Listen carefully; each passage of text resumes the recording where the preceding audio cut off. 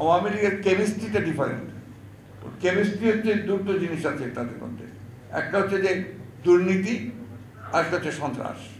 এই দুটোর বাইরে ওরা যেতে পারে না এবং কাউকেই তারা আপনার মেনে নিতে পারে না।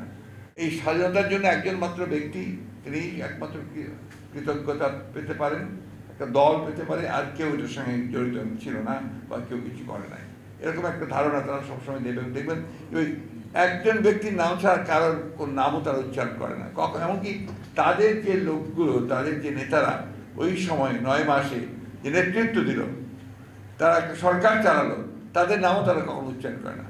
যে ব্যক্তিটি সেনাবাহিনীর, বাংলাদেশ সেনাবাহিনীর, মুক্তি সেনাবাহিনীর যিনি প্রধান ছিলেন, সর্বাধিনায়ক ছিলেন, এমআইজি ওসমানীর নাম তারা একবার উচ্চারণ করে না।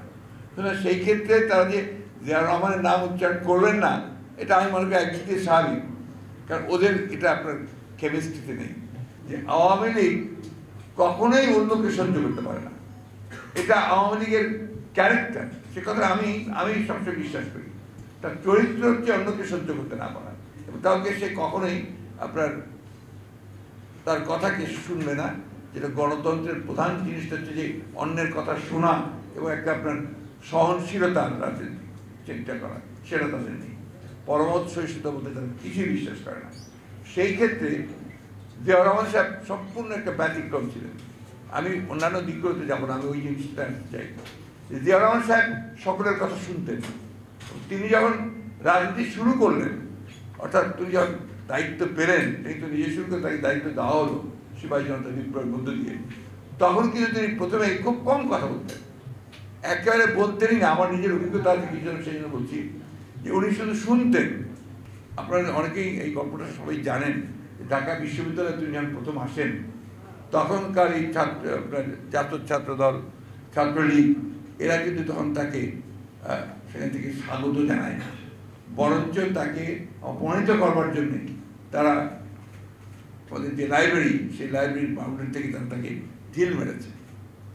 ঢিল পড়ছে, উনি গাড়ি থেকে নেমেছেন, ঢিল পড়ছে, সবাই তার যারা নিরাপত্তার দায়িত্বে ছিল তার মধ্যে সেই বিষয় বলছে, স্যার আমরা ব্যাক করি। বলছে নো, আমি কখনই ব্যাক করবো না।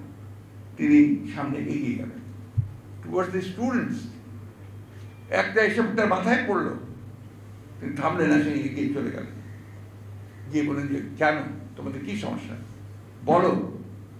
এই কথা বলতে শুরু করে ছেলেরা কিন্তু চুপ করে গেল, একেবারে থেমে গেল।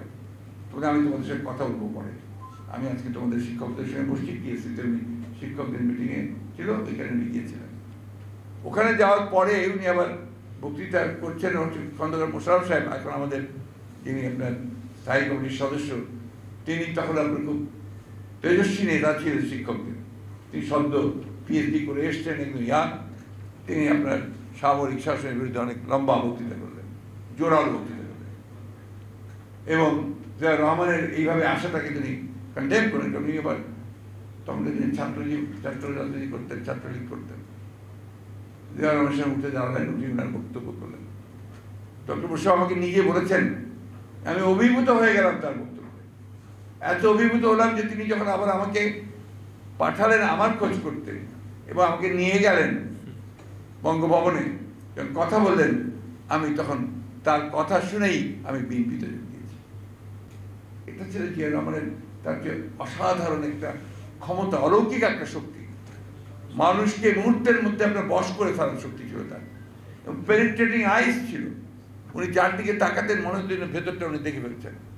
এটা বাস্তব কথা বলছি, যেহেতু আমরা তার কাছে ছিলাম, সুযোগ আমাদের হয়েছে। এবং তার সম্পর্কে যত কথা বলা হয়, আমার কাছে মনে হয় যে পুরোটা আমরা বলতে পারি না।